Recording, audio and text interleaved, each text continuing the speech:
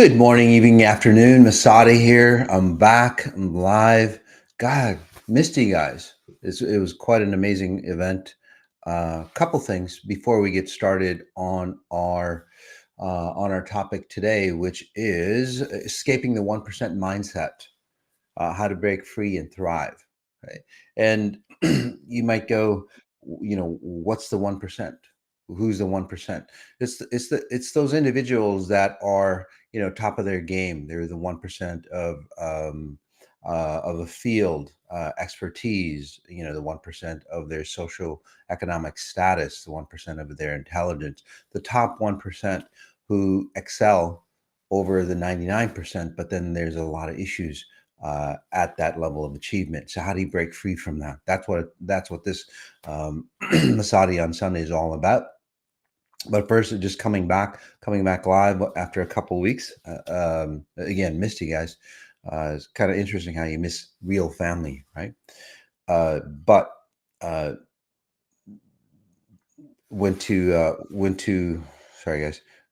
Went to Burning Man. Then we did an Alaskan cruise, which was really, really fantastic, about ancient knowledge, ancient technologies, aliens, see if they're real. We had some great experts talking about the subject.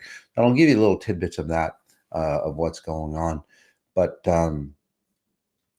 Burning Man, before we get into our topic, Burning Man was really, really fantastic.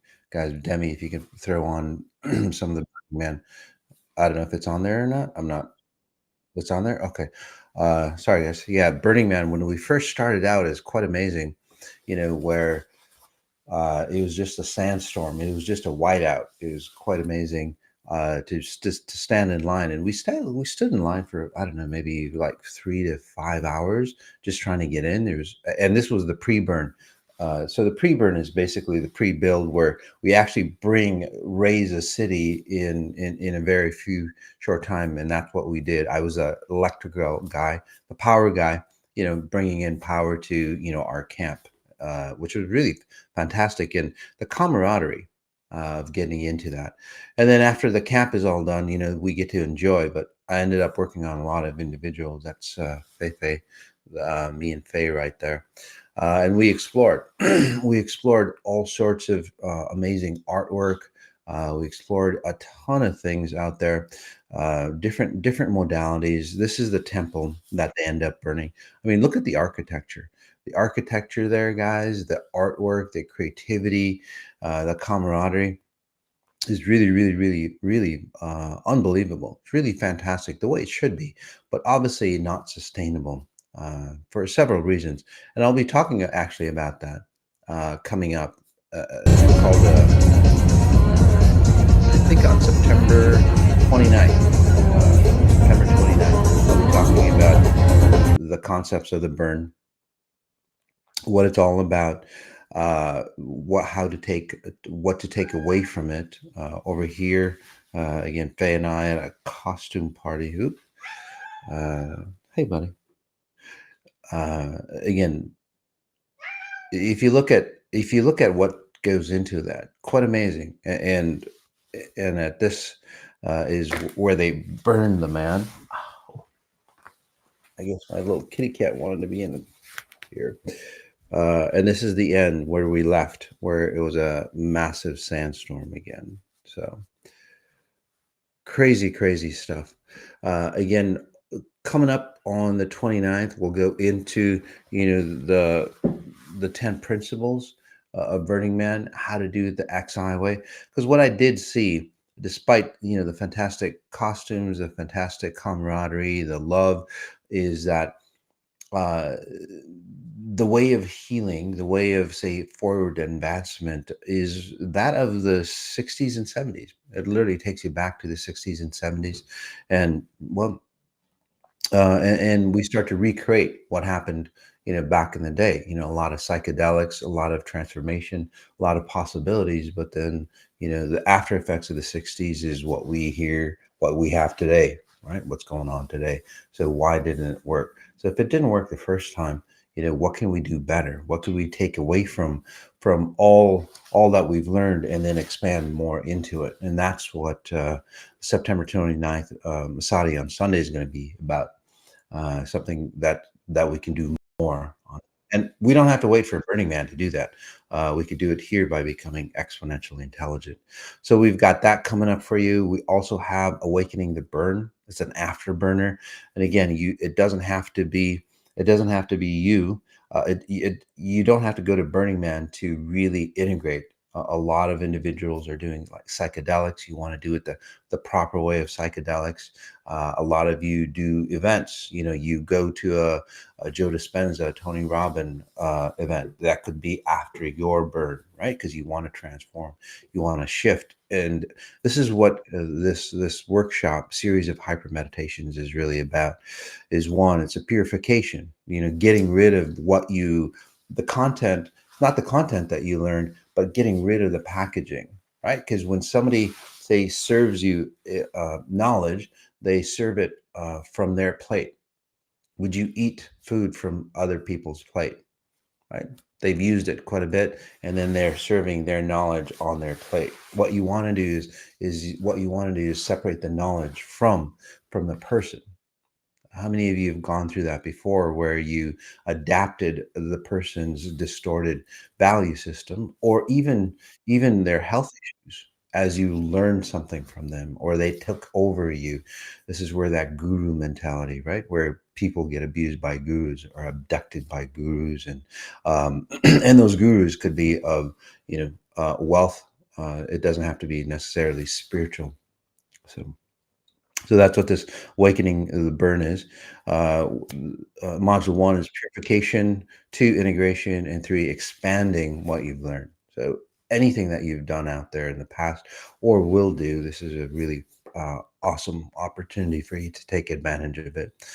As I see, and we'll make this an experiential experience. So if you're ready, let's go ahead and take a breath in. As I've seen throughout the years, and I've worked on hundreds of thousands of people, it's amazing that y- you know the the intent is really fantastic for a lot of people. A lot of people have great intent, but they really don't know what the hell they're doing.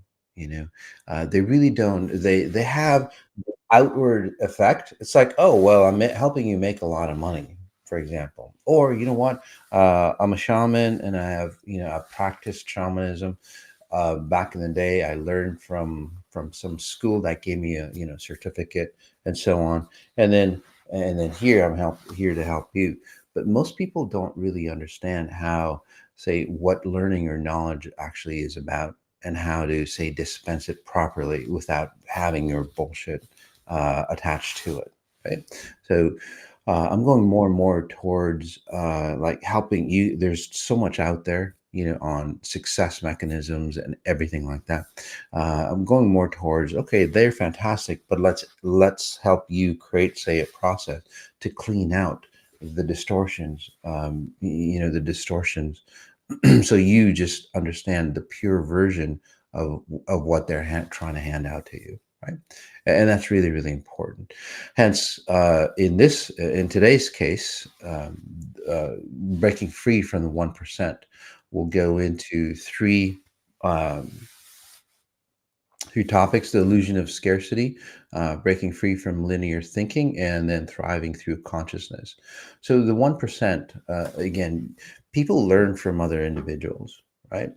They not just learn the awesome methods of the physical methods here, but then they also learn how that person got to that success. For example, if somebody is like sacrificing their self away for success, they're in, they have that mindset, kill or be killed. Like all the, there's a ton of, the art of war. A lot of successful individuals read that. There's 48 laws of power. There's so many books on control mechanisms, persuasion, and so on and so on and so on.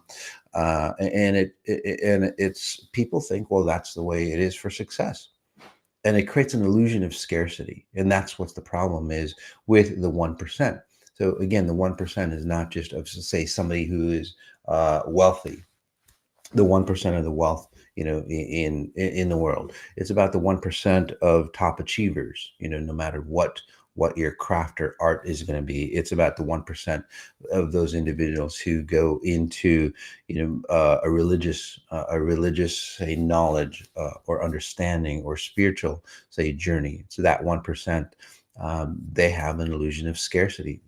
Comment in if you don't believe me, and I'll explain it for you. But there's an illusion of scarcity. Hence, you get to the top 1% of the church, and what they did do, they start to demonize against other religions, and they start to really abuse the people to, say, cleanse them. Right, the 1% of wealthy individuals, they look down upon the rest of the individuals. They don't want to be like them, because it's like, gosh, I'm not them, because what, and the reason why is like, well, shit, you know what? I'm not them because I have a lot of money, and I want to push away from you all to be different, because I don't want your diseases. I don't want how you age. I don't want all the bullshit in the family. But they can't walk away from that, right? And they just set themselves up to be like, we are this, right? And you're only 1% of the 99%. The other 99% is a lot like the masses. And that's why people want to move further and further away. Hence this great divide. We're dividing humanity up. It doesn't work out that way.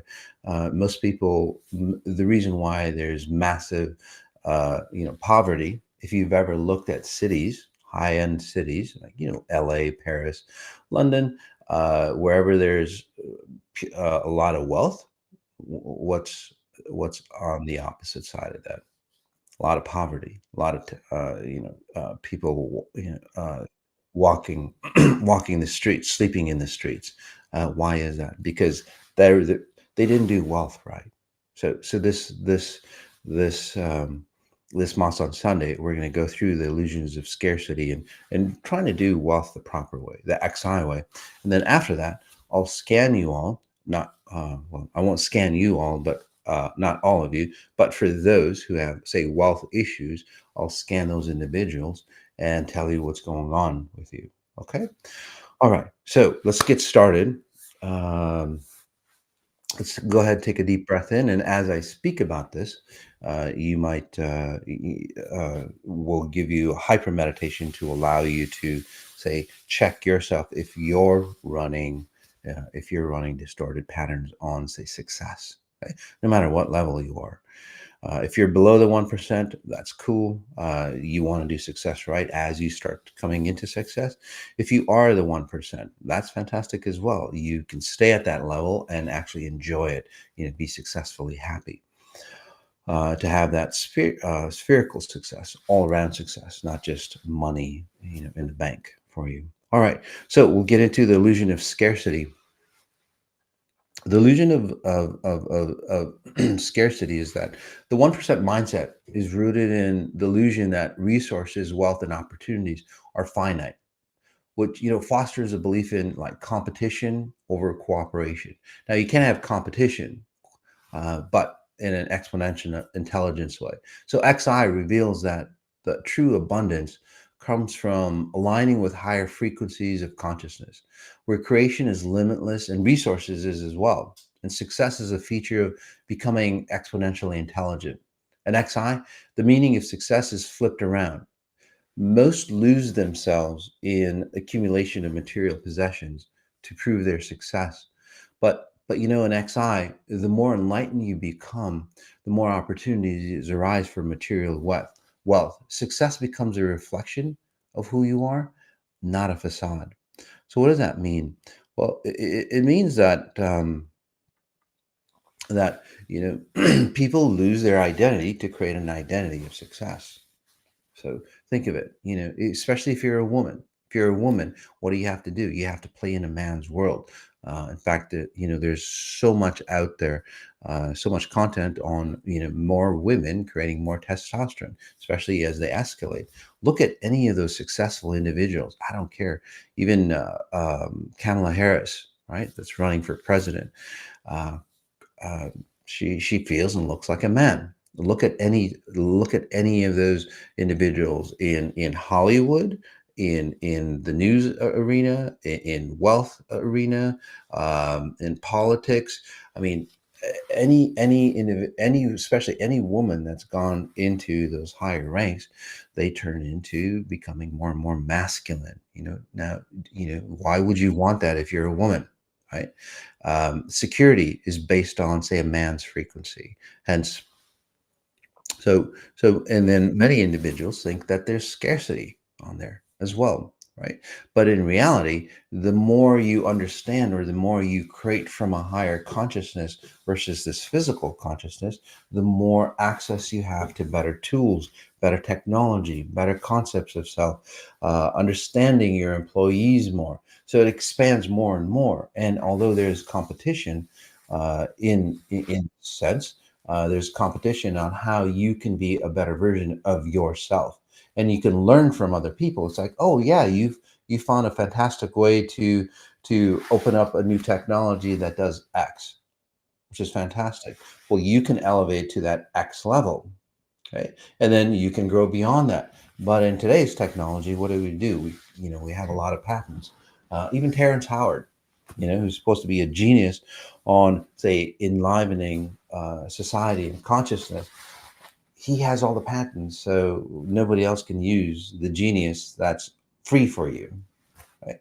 Kind of crazy, right? So that kind of mindset of like, oh, I've got this solution, now let's cramp it down so nobody else can, take advantage of it and make a hell of a lot of money from it. The illusion of scarcity doesn't have to work that way. If you look at nature, everything is harmonized and everything is really, really balanced. Okay. In fact, in this case, if you're creating, abundance through the illusion of scarcity, the more money you make, the more fear you have of losing that money. So, and then as you age, by the way, as you age, that money becomes less and less valuable. So you cling on to it more and more, right? There's a lot of high wealth individuals, again, as they age, they cling to more money. They want more money. And then when they get close to death, they go, fuck, I think I was going towards the wrong value system. So that's the illusion of scarcity, or that's where it'll end you. And that's why there's a lot of individuals who are highly successful, but they're not any happier. They're not any more successful in relationships or anything like that. They just tend to dress better and have, say, more fun being sad or being distorted or being abused. Simple as that, right? The settings are different. The internal dialogue of those individuals are the same. On the flip side, right? Not knocking down the 1% of those individuals who've amassed a lot of fortune or abilities or success or anything like that. Okay, and you shouldn't either. Although the religions teach you that, even the religions, like I said, is about scarcity. Okay, and that's where you can't hoard. You can't have wealth, right?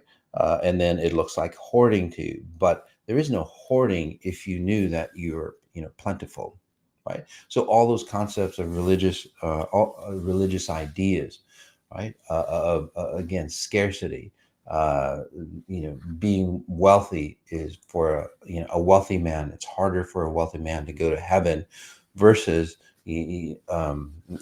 through a camel going through the eye of the needle. And the eye of the needle, it's not like an actual needle. There was actually a pass in a mountain, I think somewhere, right? That was called the eye of the needle. It looked like the eye of the needle, and it's very difficult for a camel to pass through that. So it's not a camel going through, the little tiny needle. Right? Anyway, it's a lot harder, right? So that type of scarcity. Right?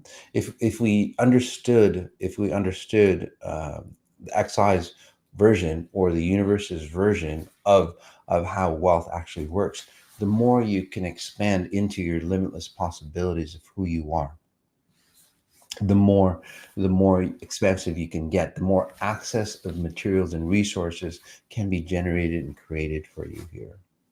Okay, the more you understand that everything is of frequencies, and if they are of frequencies like they are, the more you can understand that you can generate more frequencies that can create more abundance. Isn't it amazing how nature just creates abundance. If you grew one tomato plant, one or two tomato plants, you could feed a few neighbors off that. Kind of crazy. Anybody grow their own garden? It's like, holy shit, right? If you grew your own garden, it's amazing how plentiful it is. That's how nature actually is. It's just like, here, take it all. Once you understand the frequencies behind it, again, breaking away from the illusion of scarcity, like many people teach. It doesn't have to be that way. It's in perfection. Okay. We'll move on to one way to break free of that scarcity is breaking free from linear thinking. Part two. If you can post that on Demi, and a lot of um, uh, GK, the eye, the needle was indeed a narrow gateway into Jerusalem. There we go. Yeah. So yes, and I'll scan you guys at the end. So those who want to be scanned, guys, um, comment in at towards the end when I say, hey, I'll scan. Otherwise, I'll miss your comments. Okay. All right. All right. So the best ways to break away from scarcity is breaking away from linear thinking. Again, linear thinking is about creating a goal in a linear fashion. You're in point A, you go to point B, right? It's a linear aspect. It's a linear process. So breaking free from linear thinking, the 1% mindset operates with a limited 1% mindset operates with a limited linear perception of time and space.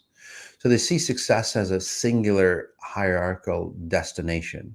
Uh, through XI, we can transcend this rigid view of embracing multidimensional awareness, where growth is exponential, and then thriving means evolving in every aspect, emotionally, spiritually, and physically.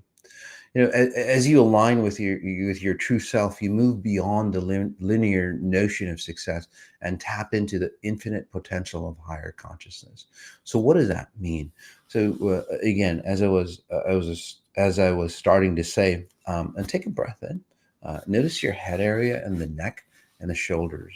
Okay, we'll remove that because when individuals start to become linear processors of time and space, especially as they become successful, people go, well, I'm focused, right? That's what a lot of like individuals who are highly successful, I'm focused, damn it, right? They only think of one thing. Time becomes money, money becomes time, right? And they literally start to wear horse blinders, and they literally start to dig themselves in a rut, and that's their only identity of who they are.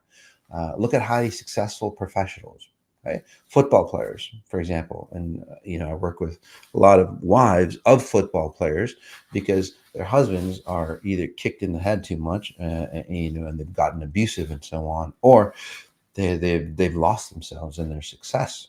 Right? That's the only identity that they have.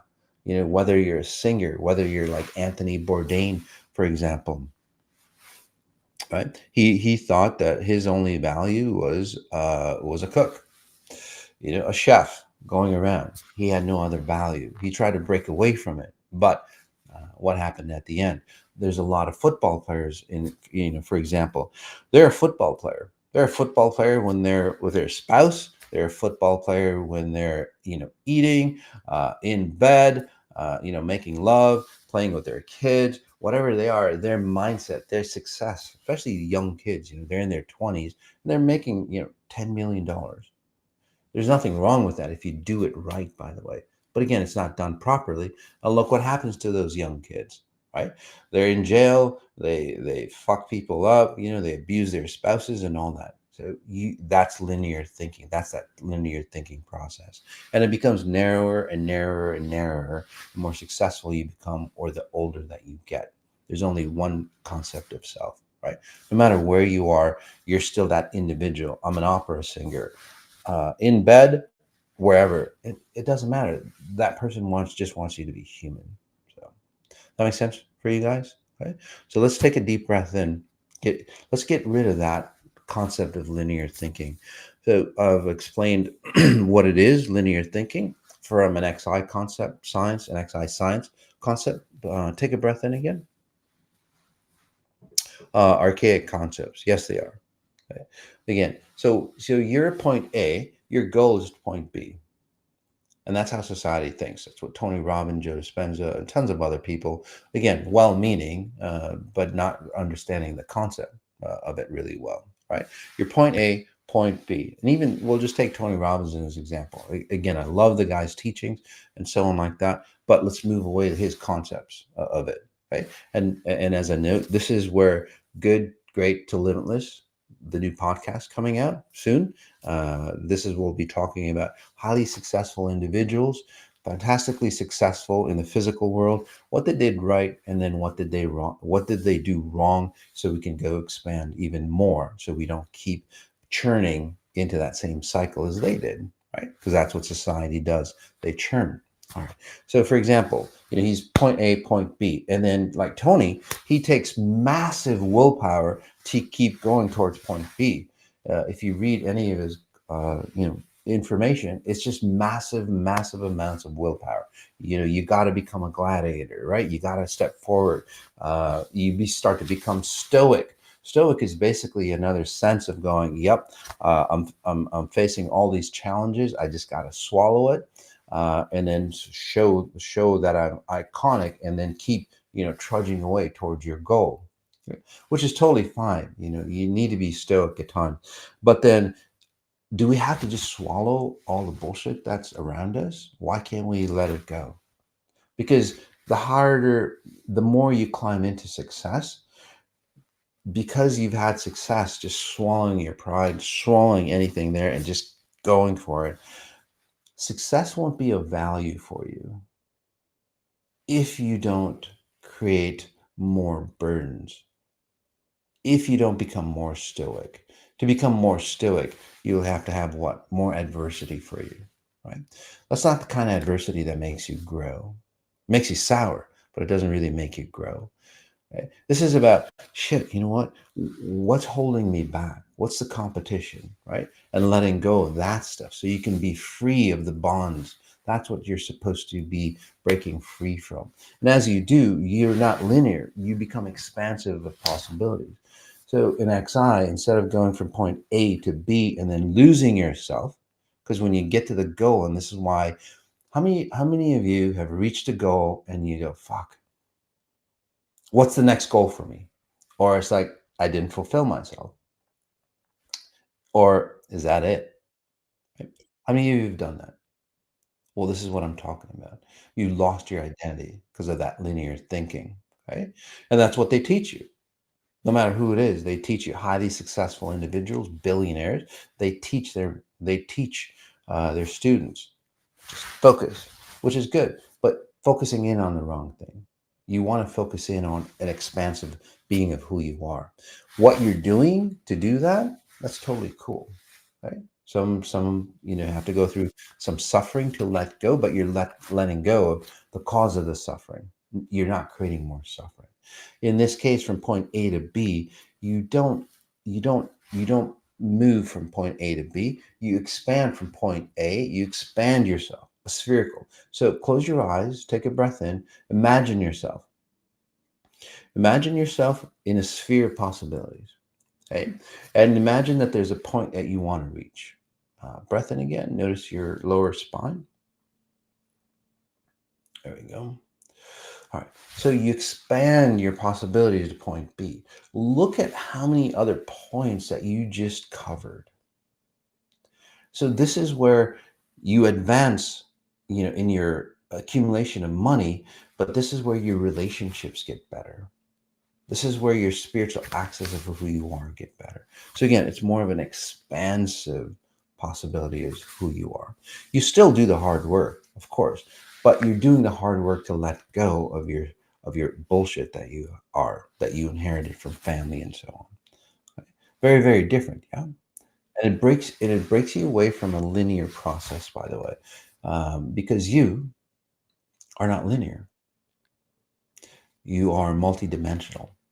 So bringing that into this reality, it's quite beautiful. This is also where you don't burn out. There's so many individuals, they achieve, they burn out, they have to sell their company, start as an entrepreneur again. Why? This is the cycle of the entrepreneurs, right? Create a company, make it successful, and then why do they start again? Because the journey of trying to find themselves, but they never find themselves, they bury themselves. That journey of trying to find themselves is more important than the actual goal. Okay? In your case, if your goal is to be an expansive being, the goal never grows old, and you make a hell of a lot of success, and you have a hell of a lot of fun at it, and you look youthful and vibrant. So it's a journey that takes you back to your limitless self. That's what you want. Okay. All right, so we'll go to 3, thriving through consciousness. Again, a lot of great comments.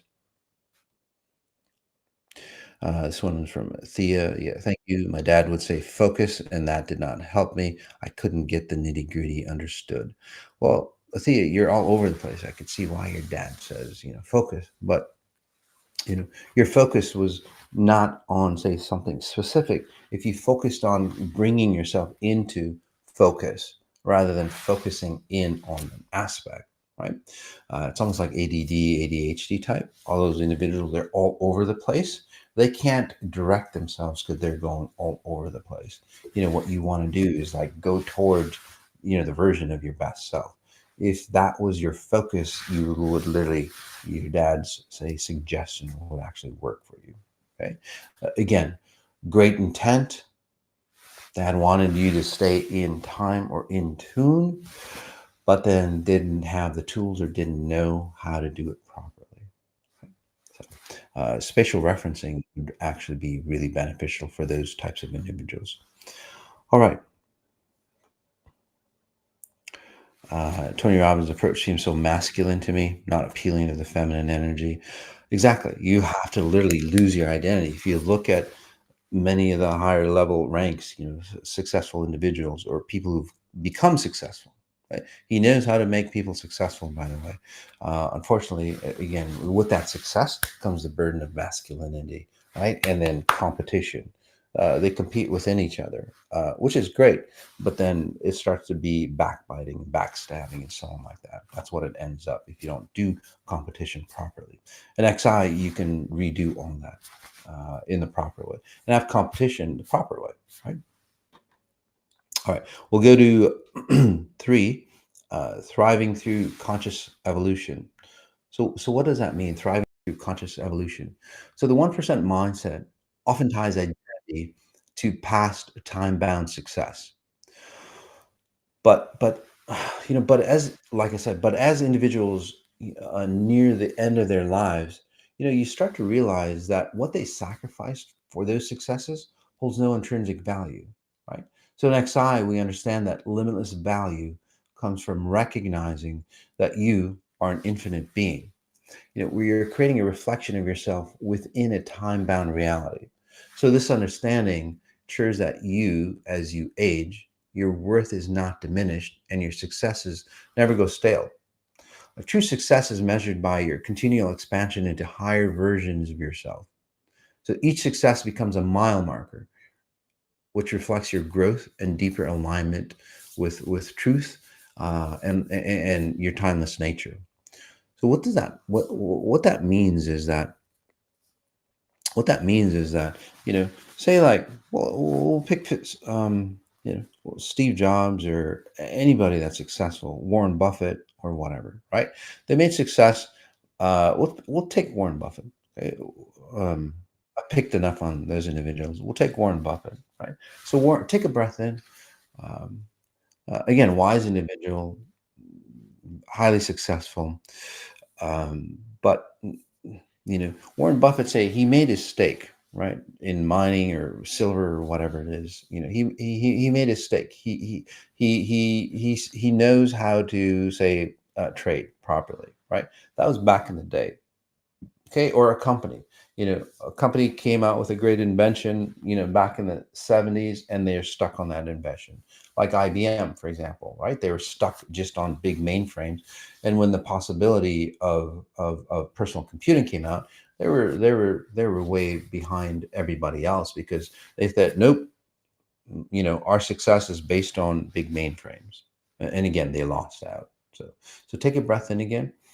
So many individuals, whether their intelligence, right? They went to school. That's why a lot of doctors, you can't call them by just their last name. They have to have a doctor, Doctor So and so, Doctor So. I'm Doctor So and so. They have this identity based on the past, right? They have an identity based on the past with their, intellect that they achieved, their academia scores, they're billionaires. It's like, look, I have a license plate that I paid $1 million for that says the number one, because that's my identity, right? That's in Dubai, by the way, right? All those highly wealthy individuals. It's like, look, I've got the biggest yacht that I bought back in the day. So again, your identity is based on a time-bound, say, knowledge or time-bound aspect of yourself, which means is that as you grow older or as you go further away from that, what happens? You always reminisce of the past. And you don't have to be like super wealthy. How many of you, how many individuals that aren't super wealthy do that, right? Your success is based on the past. Maybe you had a great relationship that you could never go over. Maybe there was a death in your family. Again, your idea was, again, based on something that died or can die or lose itself, right? Again, those are all time-bound structures. Uh, that doesn't work out well, right? It leaves you again incomplete, and it doesn't create, say, wealth as you age. And that's why, again, a lot of individuals who get big, get wealthy, they start to donate their time. They start to create these massive foundations to help others, help the starving, and so on and so on and so on, right? Because their value decreased as they aged. And as if you become consciously, say, wealthy, right, you understood who your higher self is, right? You'd expand into those possibilities. You'd understand that you are of a timeless being, a timeless individual, and your success actually goes, oh yeah, I reached this level of success, and this is the physical formation of that. It could be a business, it could be helping people, it could be whatever, right? But the deal is, you did it from a pure state. You elevated yourself. And then this is what's really cool, is that as you create, say, a great company, right, and you employ thousands of people, they start to understand that they don't have to sacrifice themselves because you didn't sacrifice yourself. You sacrificed your old self, the old version, for your new self to blossom. This is where employees become happier. And it's happened before, guys. I've worked on CEOs turn their companies around. So I'm not saying it just out of theory, or some spiritual book. This actually happens. Okay. It's not a Burning Man concept where it's like, oh gosh, for 1 week we'll go out there and have fun and be the way we should be. And then we'll come back home. Right? It's nothing like that. This is sustainable concept. Again, when that CEO or owner, expands themselves properly, what'll happen is that the employees, the resources, uh, becomes, say, unlimited for you, and possibilities grow and grow and grow, which is really fantastic. And your invention that you had back in the day, right, it's fantastic. That was an icon back in the day, but then new inventions keep coming up. Just like XI, if you've noticed that there's a lot of people that copy us, even Oprah and so on. I would imagine that, we had our 21 days. They came out with the 21 days back in the day. That was a long time ago, and so on. Many individuals, copy us, which is fantastic, but which is great. It's a great reflection, right? It's like, oh, we're doing something right. That's why they're copying it. Something is working for them. But the cool thing is, like, it's like, hey, that's patented. Obviously, you can't use the exact wording and so on like that. It gets confusing, but you can use the concepts. Many of you have gone out there, right, done your own XI journey and so on, which is totally great, which is fantastic. We're not going to shut you down or anything, but we just, because of that, it knows, it's like, oh, it's working. And then we can create more content, even better content. So content never gets old. It never gets timeless. It's never, say, copyrighted or anything like that, right? It just keeps expanding. And then this is where you flourish, where you help society flourish, right? If you look at it the other way, again, everything is under wraps. Nobody can sell anything, and it kills competition the way it should be. So, all right, sacrificing old BS. That's the way you want to do it. All right. Hopefully that helped you out, guys. Understand the concept, and if it got you confused, okay, that's a good thing. Watching this show, guys, will probably confuse you, and again, that's a really good thing. And the reason why it's a really good thing is because confusion allows your brain to search for different solutions. That's why you're confused. If you're not confused, then you're probably going towards a solution that you've had in the past, and most likely it didn't work for you in the past. So it probably won't, work for you in the future. Okay. So again, if you're confused when you're watching this show, fantastic. Congratulations. You're growing. You're expanding the proper way. All right. We'll scan some individuals, guys. As a note, universal power frequencies coming up. Celestial Harvest, September 18th. That's coming up. Really doing, celestial harvest and all those concepts of spirituality and religions properly. And then also universal power frequencies coming up. Autumn equinox. Again, taking advantage of the cycles of the universe, not the universe of Earth. Right? It's important to cycle with the Earth. In this case, Mother Nature, because if she's cycling through a process, for example, fall, uh, autumn, what happens in autumn for the Earth? It sheds away the stuff that's not needed. Okay, even the stuff that was that made it grow and expand, it sheds it away. For example, I'm just looking at the beautiful trees out there. All the leaves, again, that made that tree grow. What happens? It dies off, doesn't stay on there. It dies off, falls away, right? It allows it to rebirth itself, and then the tree grows more leaves. What a great concept. So we can use, the autumn equinox to again shed away the stuff that you learned. Keep the stuff, keep the concept, the information, the knowledge, and then you let go of the stuff that didn't work. It's called evolution, by the way. Humans don't evolve. Okay. All right. So that's coming up for you. And again, Awakening the Burn workshop, that's coming up September 24th. It's three weeks, by the way, 3 modules. All right. Okay. And obviously, human upgrade. Take a look at that. The 18 days, transforming your life in 18 days. All right. Oh, this one from Aaron makes so much sense, Moss. Thanks. So we'll take a few minutes, guys. We'll scan you. This is Marel Balion. Yeah, Morel, scan, please. Absolutely. So, Morel, you seem like you have like an identity issue.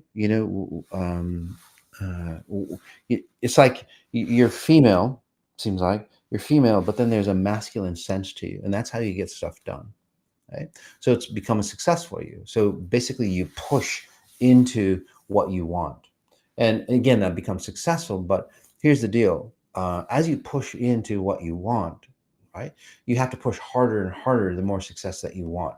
For example, if I push like 10 pounds of force to make $1 million, right, or 100,000 or whatever, put your X in. That means if I push 10 pounds, right, um, I'll make 100,000. I need to push to make 200,000. I need to push heavier. Uh, you know, 20 pounds. I have to exert 20 pounds of pressure. If I want to make $1 million, I'll have to exert 100 pounds. So the more success that you have, the more you have to push. And as you push, you have to keep pushing. You can't just like let go. You literally have to keep pushing because it's not very sustainable.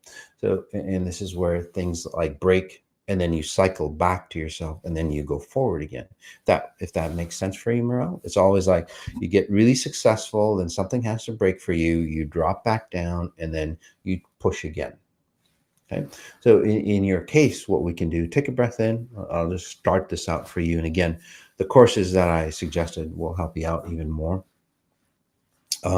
What you want to do in this case, take a breath in and just notice your lower ribs there, hon. What you want to do is like, okay, I want to push to know who I am, because that's your underlying, that's the cause here, not the effect. I want to push to know who I am. This is who I am. And then once you understand who you are, instead of losing who you are, you go, oh, you can stay at this level. And then what happens is like, gosh, I want to push to know who I am even more. So you keep ascending higher and higher. Instead of ascending and going, shit, this isn't me, you have to break down and cycle back up, right? So again, the 1%, that's how most 1%ers do it. Your way, by the way. And again, it works, gives you physical evidence of it works, but it destroys, who you are. All right. Let's see. This is Mel. Can I spatial reference people? If you're at that level, absolutely. Right. At first, first spatial referencing, again, teach us on the human upgrade. First aspect of spatial referencing is, referencing objects, and then because people are all over the place.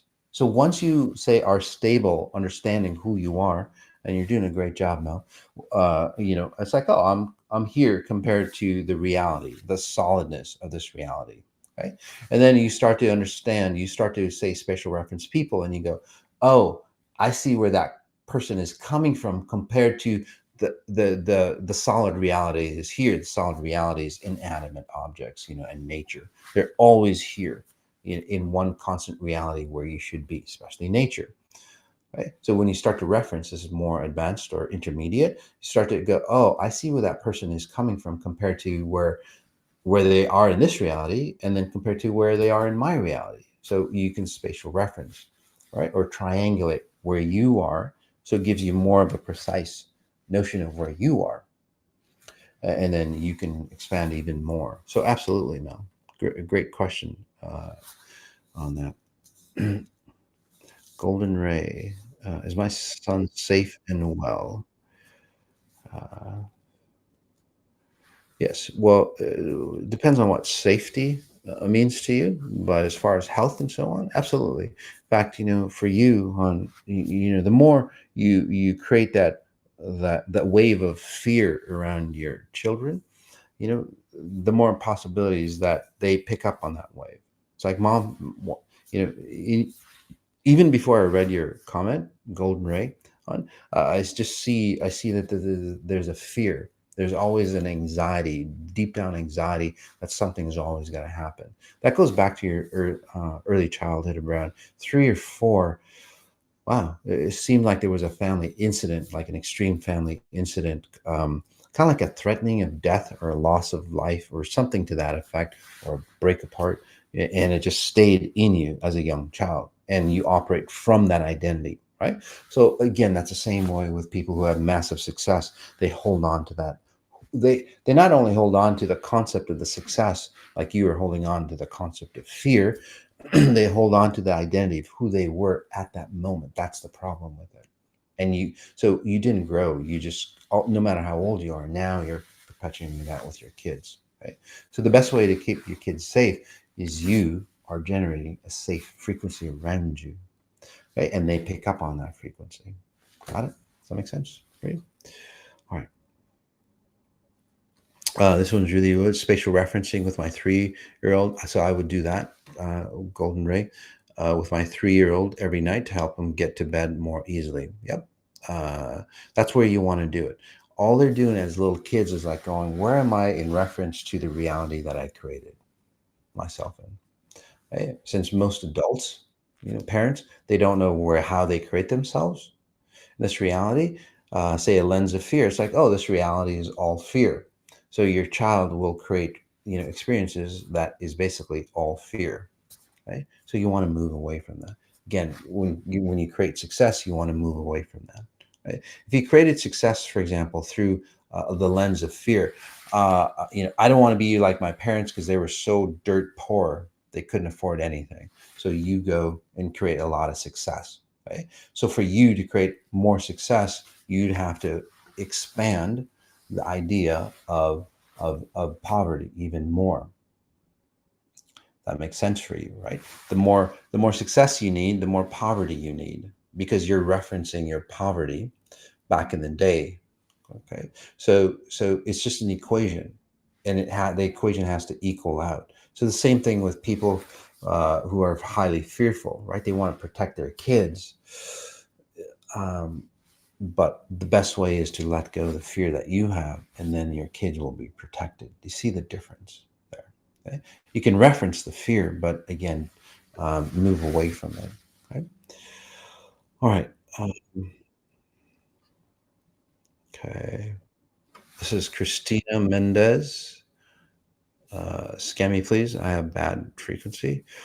It's not that you have bad frequency, but again, here's that thing. A lot of spiritual or religious beliefs. Again, that's how your religions have taught you in your family, and in your family, there's a lot of um, superstition, by the way, which could put you a lot of fear. So you're always wondering if you're doing things right or if you're doing things wrong because you don't want to go to hell. So that fear puts you on a razor's edge and you're walking. So every second it's like, am I doing this right? Am I doing this right? Am I going to fall off? So every second, again, for you becomes a life-threatening situation, right? And you go, gosh, because you're going to fall into hell. You're going to fall into that abyss. So that's not a way to go. You don't really have bad frequencies. You're bad at spatial referencing. If you're spatial referencing, you'll go, fuck, I'm pretty safe here. Like God created me in a safe space. That's why I'm here. Okay? And you're solid. You have deep faith. This is where religions again teach you deep faith, but they teach you through scarcity. If you don't hold on to religion, money, success concepts, whatever, that they deem that you hold on to, your abuse patterns, right? As they abuse you to say create wealth for you. Okay. If you don't hold on to this, you're not going to get this. If you don't hold on to your religion and bow down to that religion and succumb to that religion, you're going to go to hell. If I don't do X to make money, I'm going to be poor. Do you see that concept? Right? This thing gets stronger over you. No matter how much money, how much spiritual connection you make, this thing has to become stronger for you to connect even more. Kind of a fucked up, say, frequency, but that's how the universe works. It works with logic, right? Not your logic, by the way, unless you're exponentially intelligent. So, Krishlyn, go, yeah, right on. Yeah, exactly. Thank you. Thank you for the feedback. Spiritual gangster, absolutely, man. You want to be the highest frequency in any situation, as you are.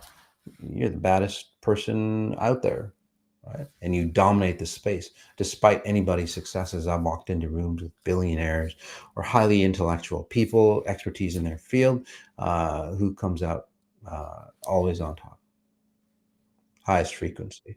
That's what's different. A lot of people think their wealth, their knowledge, their spirituality, and all that stuff is going to make them different. It's not. It's your frequency. Otherwise, you're just like the rest. You know? In more successful people, they don't want to be like the rest. Well, you are. 99% of you is like the rest of society. You just have more wealth to go, look, I'm different. It's all the same, right? You want to be, again, different frequency. Two more scans, and we'll call it a day. Would love a scan. It says, love yours. Yeah, so you're always, notice your groin area, hon.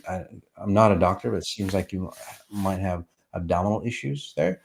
But your sense of fear, your sense of identity is based around that space. So you literally, you're a reflector. So what that means is that I hope this person likes me. And then what you've done, which is really fantastic, is like, I'm going to morph into their version of what they think I am like so they can like me. So again, it always keeps you guessing on who you are. Because if you're alone, for example, you would have no identity. Does that make sense for you? Love yours? Right? It's pretty hard. So you always wanted to connect so you can stabilize. Again, you want to reference not people for that reason. You want to reference objects around you, and then you start to create an identity of yourself.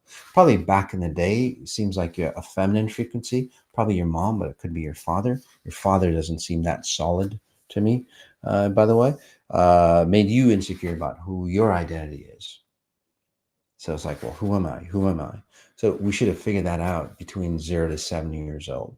That's why 0 to 7 kids always ask, why is this? Why is that? Because they're trying to reference who they are, but then we fuck it up, unfortunately. And then we stay insecure that way, right? So, so what I was helping you with, you love yours, is literally helping you identify that you don't have to identify yourself through the lens of other people, because you'll always be insecure, right? And this one last, Wana, so Tani, would love a scan. Thanks, Moss. So you're always in your head, Wana. Take a breath in. But you want to feel the vibrancy of life. But then if you're too much in your head, you can't really feel the vibrancy of life because you're processing life through the logic of your brain. Your brain is just a processor. It is a processor. It's not a thinker. It's not there to solve problems. Right? So you've created this identity of here. Right? You've forgotten your body. You've forgotten a higher connection. Probably because, maybe of religious values. It's like shit. Religion has, say, tainted you, by the way. So you've let go of that and you want to become more logical. Okay? But the logic of this reality is very different than the logic of, say, quantum physics or XI physics. Right? So you want to reconnect with that. So what I was helping you with, take a breath in, is starting again to help you spatial reference. So you become aware that you are a complete being, not just a brain. That makes sense for you, Hon? Most people in this society, they're just a brain. That's why they're on, their devices all day long. They don't care about their body. Their body becomes a nuisance. That's what the young generation, or that's what technology is teaching the young generation. It doesn't work out well. Okay. Again, so you want to drop into your body. Take a breath in, whoever that was, or all of you. Drop you back into your body and go, hey, I'm a complete being. And this is where you can, say, enhance who you are, a complete body, a version of who you are. And this is where you can feel this reality. Otherwise, reality becomes, on what's on the computer screen for you or on your phone screen for you, right? Yeah, exactly. So for you, Juana, and other people, notice your head and then notice your feet. Okay? Notice your head, notice your extremities. And as you start to do that, you start to pull in and then you start to connect with a higher level of knowledge, not your knowledge here or logic. And that's where you feel more and more whole. I bet you feel more whole right now, right? Uh, yeah. So, all right. Again, guys, it's been a fantastic journey here. Took some time on my own for a bit, came back. A lot of great knowledge that I want to share with you. So again, subscribe to this channel, guys. Let others know as well. Oh, also, we will be in Ibiza for a special event. So if you're in that area, if you're in the area, take a look at the website. By the way, it might. We're doing a small event there. So if it resonates with you, I'd love to see you out there. All right. All right. As we end, guys, notice what you notice. Notice the details of what you're noticing. And if you don't like the details, then do something about it. All right. Peace.